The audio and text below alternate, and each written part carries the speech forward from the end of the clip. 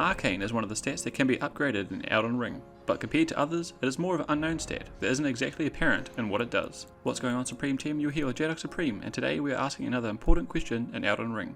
What is Arcane? What does it do?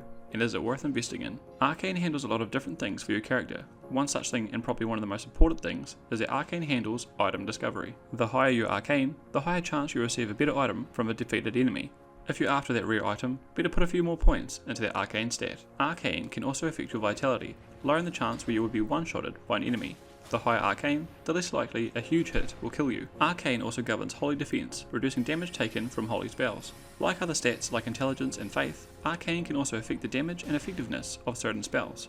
There's even some more powerful spells that require a high Arcane stat.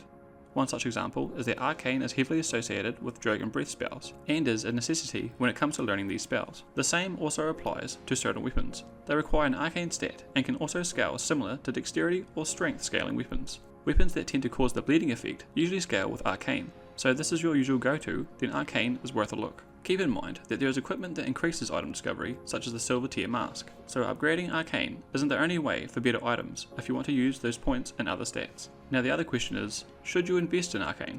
Compared to other stats, Arcane is a stat that is more for certain scenarios. If this is your first time running through a FromSoftware game and you aren't sure if you should be worrying about Arcane, it's safe to say you should be spending those stats somewhere else, in your key damage stats or health and stamina upgrades. On the other hand, if you're going for a specific build that deals in bleeding or wanting to dive headfirst into dragon magic, then Arcane will definitely be worth the investment. That's a summary of what Arcane does in Elden Ring. Are you doing a build that uses Arcane? Let me know in the comments below. Be sure to hit that like and subscribe for more Elden Ring content where we ask the important questions in video games. You've been watching Jadok Supreme.